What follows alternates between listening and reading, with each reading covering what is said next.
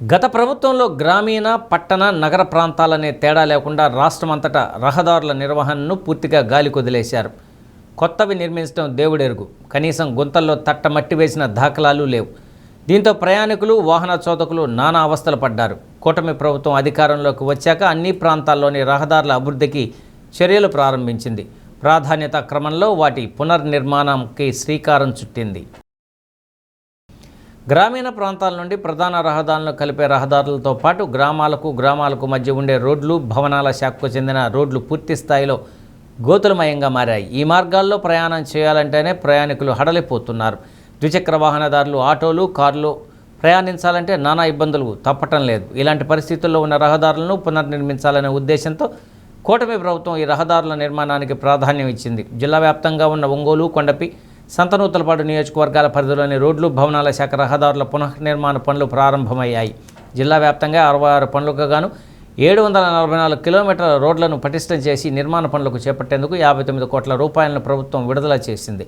దీంతో జిల్లాలో అధ్వానంగా ఉన్న రహదారులను పూర్తి స్థాయిలో వినియోగంలోకి తీసుకొచ్చే విధంగా పనులు వేగవంతంగా జరుగుతున్నాయి. ప్రధానంగా ఒంగోలు నియోజకవర్గంలోని కొప్పోలు, మోటుమాల రోడ్డు, త్రోవగుంట, కరవది, ఒంగోలు, కొంజేరు రోడ్లు అభివృద్ధి చేసేందుకు 3,90,00,000 రూపాయల నిధులు మంజూరయ్యాయి.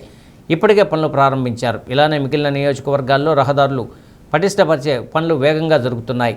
రోడ్లు, భవనాల శాఖ పరిధిలోని ఒంగోలు డివిజన్లో దెబ్బతిన్న రహదారుల పునర్నిర్మాణం, పటిష్టపరిచే పనులు జరుగుతున్నాయని ఈఈ గోపీనాయక్ తెలిపారు. రాష్ట్ర రహదారులు, మేజర్, రూరల్ రోడ్లో దెబ్బతిన్న రహదారులను పటిష్టపరిచే పనులు చేపడుతున్నట్లు తెలిపారు.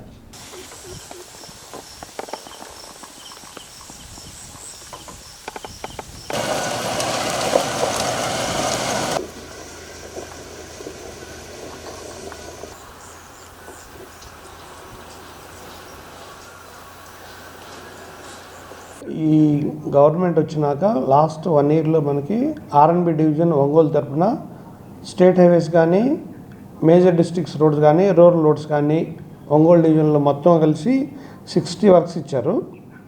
అందులో వచ్చేసి 744 కిలోమీటర్లు మొత్తం మనకి రెన్యువల్ చేయమని ప్రభుత్వం నిర్దేశించింది. అది నియర్లీ 59 crores వరకు ఉందండి. ఇవన్నీ వర్క్లు డిఫరెంట్ స్టేజెస్లో ఉన్నాయి. ఇక 1 monthలో దాదాపుగా కంప్లీట్ అయిపోయి మన డివిజన్ పరిధిలోని సంతనూతలపాడు కానీ, ఒంగోలు కానీ, కొండపి నియోజకవర్గాల్లో వర్క్లు జనాలకి అందుబాటులో వస్తాయి. దీంతో జనాలకి కొద్ది ట్రాఫిక్ కష్టాలు తగ్గుతాయి.